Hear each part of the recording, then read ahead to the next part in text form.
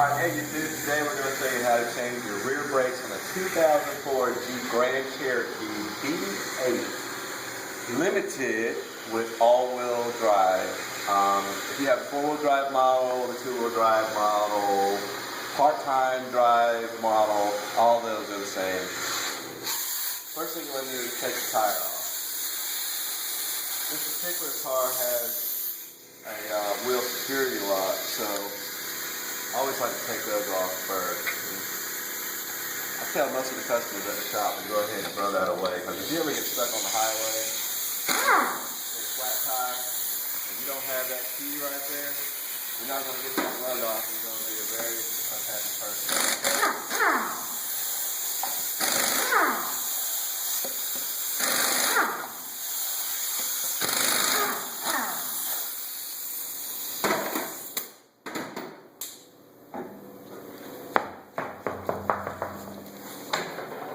Alright, after you take the tire off, first thing you'll notice is you have the rotor as well as the caliper, and these are your pads right in here. This is just a security spring to pull this caliper down tight onto the caliper bracket. Step number one, this is a very important tool, is a C-clamp. You want to take this C-clamp and open it up and use this clamp to push in the caliper piston. When you're going down the road, step on your brakes, there's a piston that shoots out and applies pressure to these two pads. Once I get this off, you'll be able to see the pads a little better. So slowly take this, twist it.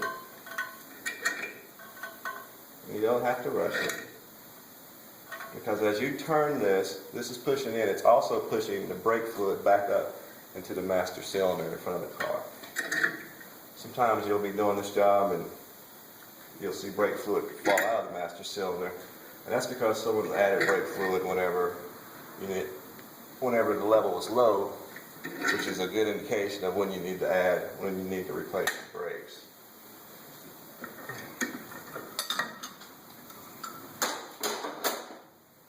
Step two is you want to pull this spring off. There's a couple different ways you can do this.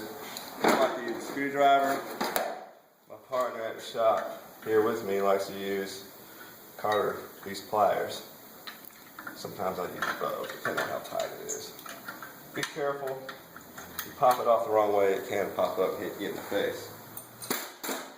Alright, now with that spring off, as you can see, the caliper is ready. On the back side of the caliper, you have the caliper guides bolts.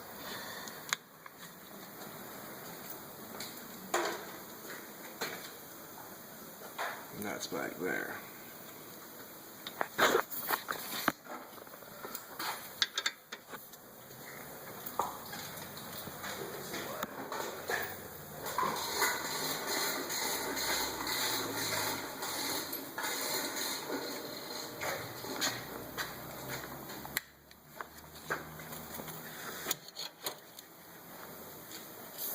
I love these new LED bulbs.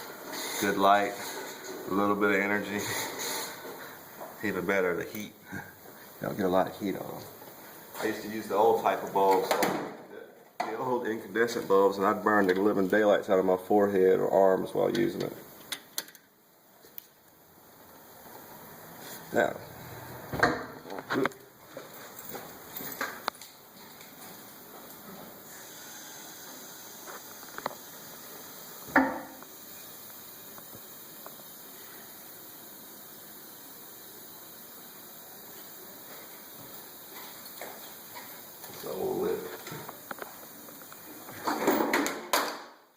so you see how that's kind of tight. A little simple, easy trick. If you get a longer wrench, it's going to give you more torque. That'll make it easier to loosen the bolts or tighten it. See how easy that came on this? That's just with a little bit of effort.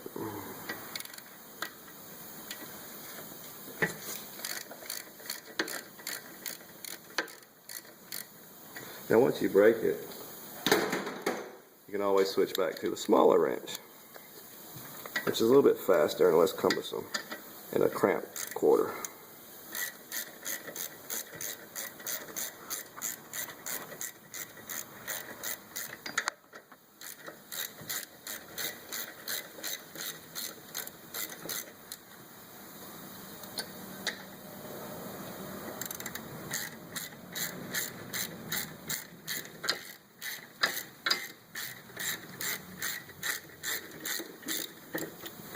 Once the two caliper guide bolts are loosened, you can pull the caliper off.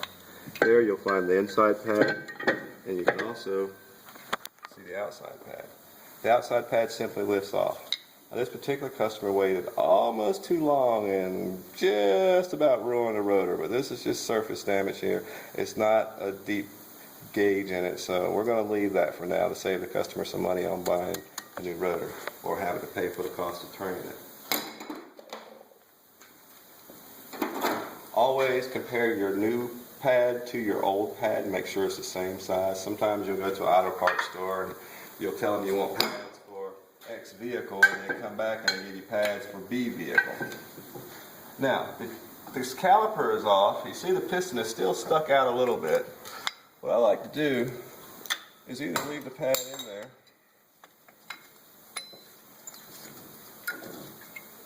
like so. Take a smaller C-clamp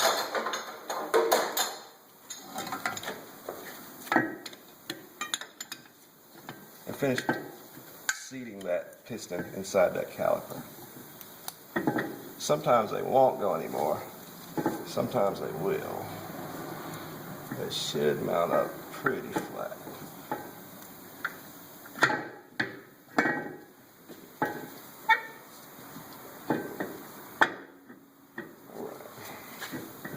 If you do not seat that piston in there far enough, whenever you go to put this thing back together, it won't fit right with the new pads. And you'll be wasting time and wondering why your new brake job can't be finished because you can't get your caliper on. So, now that you have your caliper piston pushed in, this is the piston here. Now that you have that pushed in, this pad simply snaps into there. Face of the piston. Okay, that holds it in place. Then you bring this over and you seat it, okay, onto the caliper bracket. This is your caliper bracket, what I'm pointing at. Now, before you do that, always take these slides. I like to pull them out. This is a trick right here that will save you a lot of money in the long run. You see these slides right here? This is designed so that the caliper can slide back and forth. Over time, these things will get rusty and dirty, and they'll stop sliding, and it'll cause your brakes to kind of lock up and cause you to go through pads real quick. So, first thing I do is clean them up.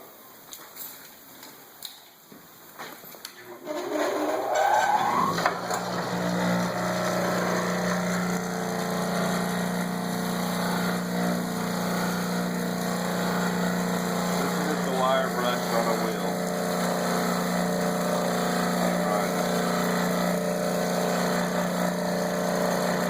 That does is it gets all the old rust and debris off. You want a smooth surface.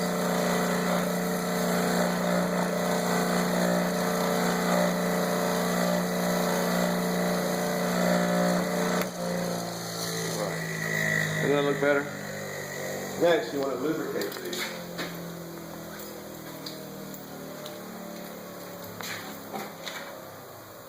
Simply take some wheel bearing grease. Just dip it in, it's enough to coat it. You don't necessarily want to coat the threads, so I'll use a towel to clean the threads off. I could have turned it upside down so I wouldn't hit the threads, but I've got to use the driver and I don't want grease down into the holes that I have to use to drive. So take your towel and just clean the grease off of the threads and that'll be fine. The main part, you can actually take your finger and just kind of lube it up like that.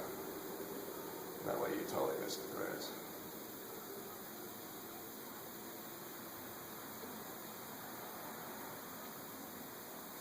So now you have your, these are called caliper guide pins.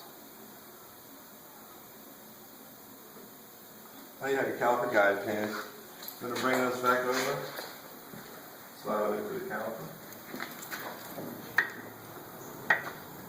See how easy that slides now? That's what you want. If that's sliding good, that means your brakes are working good. They'll release nice and freely. Okay. Mount your caliper onto your caliper guide, caliper bracket. Put your caliper guide pins in until they engage the holes. Once they engage the holes, you can start tightening them up. I do not recommend using air tools to tighten up bolts and stuff on cars, unless it's like a lug nut or something. And even then, you want to start that lug nut by hand before you put the air tool on it. Because if you strip the threads, it's a whole nother nightmare job that you've created. Start the first one, the top one, or the bottom one, either one you start with. Then go to the next one at the bottom and get it started before you tighten it all the way down. If you tighten the one down all the way first before you get the second one started, it can create a problem as far as trying to get the other one after you tighten the first one. So in order to start one, then go to the other, and you can tighten it. Come back up.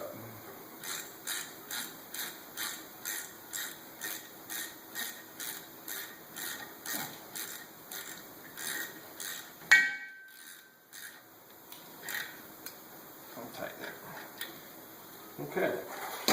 Okay, now that we have the caliper on and we have the caliper guide bolts tight, the last step is to put this retaining spring back into the caliper. The easiest way to do this is to take the top of the spring and stick it into the hole. Okay? Bring the bottom of the spring down. Alright? Use a screwdriver. It'll help a little bit. You want to line that up so it'll go in the hole. Okay. And you take your pliers. Okay.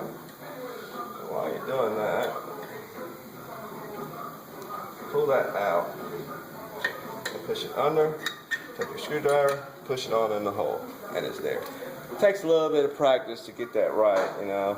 You might have to try it a couple times, but the main thing is you want to put that top metal piece in or the bottom piece of metal first. You know, if you try to put the spring under here first and try to stick in the holes, it will not work and you will waste a lot of effort and energy. Now we'll put our wheel back on and then we'll go to the other side and finish this brake job.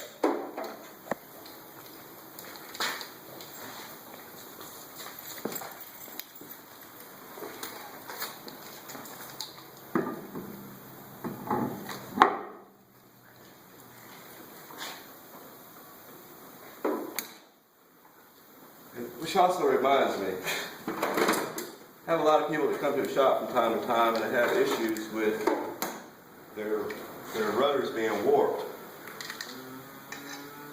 And two things that, most common ways of warping your rotor.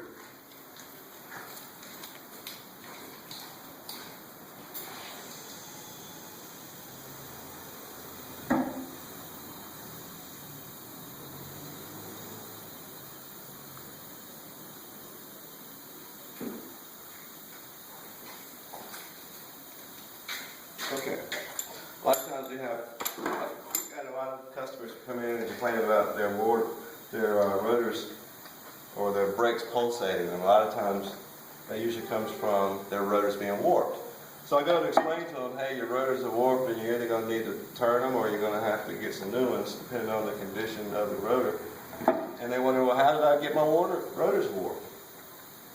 Well, after interviewing and talking to a lot of my clients, half of them, or a lot of them, after talking to them, admitted to washing their car when it's hot. You never want to wash your wheels when they are smoking hot. It will warp your rotor very fast, and you'll be ticked off because you have to spend some money and buy more rotors. Second, whenever you take your car to a shop, whether you get new tires on it, they take a tire off, insist that that shop uses what's called a torque stick. Okay? This gun puts out about 800 foot-pounds of torque pressure. And without the torque stick, I'll sit here and squeeze it, and you've got 800 foot-pounds of torque. Well, the manufacturer recommends, depending on the tire or the car, somewhere between 75 to at most 120 foot-pounds of torque for your average vehicles that are on the road today. These torque sticks, you can get them very inexpensively compared to the price of a rotor job. Limit the amount of torque that's going to be applied to this socket. So this torque stick right here is rated at 100 foot-pounds. Meaning that no matter how long I sit here and squeeze this trigger, it's only going to put 100 foot-pounds of torque on this bolt. Now, with this stick, I know that I'll have 100 pounds here, 100 pounds there, 100 pounds there, 100 pounds there, 100 pounds there. It'll be evenly balanced all the way around. That'll help you to avoid getting your rotor warped.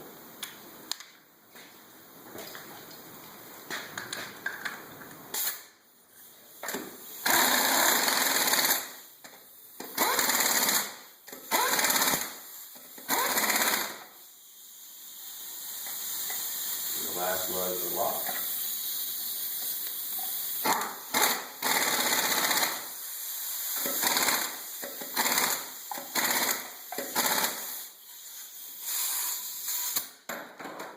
Okay, I'm going to go on to the other side and finish the other side of this job. Once you finish this total rear brake job, you'll hop into the vehicle and you'll put your foot on the brake pedal.